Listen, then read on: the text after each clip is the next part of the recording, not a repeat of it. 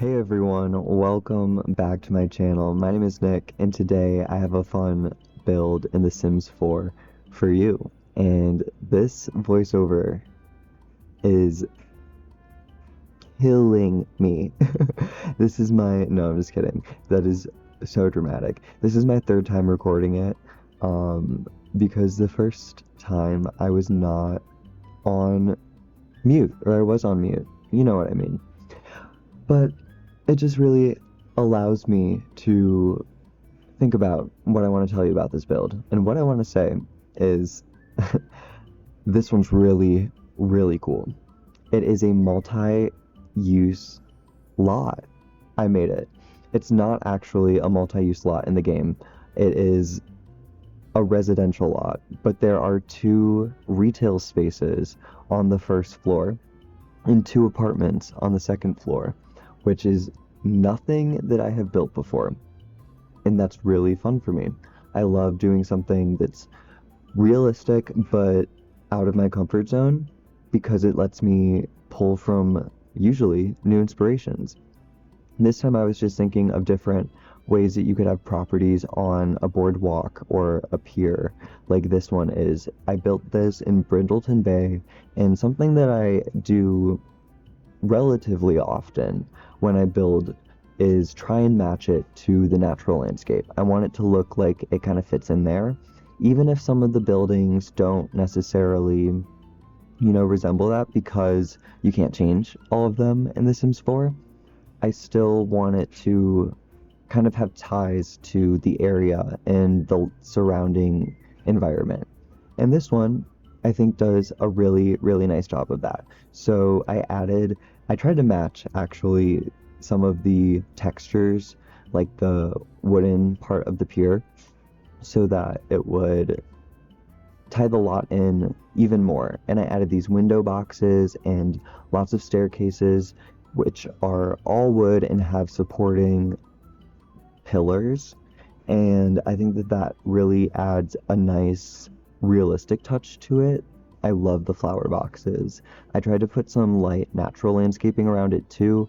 I didn't think you would have too much on here just because of where it is, and having things in like those planter boxes is definitely an easier way to grow different things, I would imagine. There are back entrances to the stores as well, and they all have little like break rooms, and there's actually a half bath that those 2 share. I don't know why it would be anything besides a half bath, just because it's like it's just a toilet and a sink for the employees, and you're gonna see that in a second. You can kind of see it's in that T shape between the 2 rooms. But I decorated this space to be a clothing store. I am not familiar with community lot builds in The Sims 4 by any means. I think it's so challenging, but it's a nice challenge, and I definitely did not have a lot of space to work with, so I thought that was a really cool thing to try and do. So it's definitely like a nice boutique, and I don't think you could actually shop there in the game. You might be able to like change your outfit with the clothing racks, but that's okay. You can pretend. And the one right next to it is a coffee shop, which I think could also serve adult beverages at night. That's like a really trendy thing to do, and I think that'd be a great way for them to make extra money, especially with a great location like that. I imagine there's not a lot of seating because these buildings are so small, or these units are so small. So I wanted to, in my head, pretend that you would be able to just like take your drink or something and go sit on one of the many benches, or like walk the pier, because there's a lot of other things to interact with in the area. And I thought it would be a nice, like, bustling place to be. That's just where my head was at. You can totally go in and change this to be whatever you want it to be. Any type of store. You can make it more apartments if you wanted to. You can make it one big house. That'd be so cool to see. You can download it on the Sims 4 gallery, under my user ID Nicholas Game. There will also be a link to it in the description. I don't use any custom content in my builds, so you won't need to download any custom content. I use a lot of the packs, but if you don't have it, the game will just replace it with something that you do. Or you can get creative and, switch it up, which is always fun. Now we're working on the apartments upstairs, and they are really, really small. That was a really nice challenge.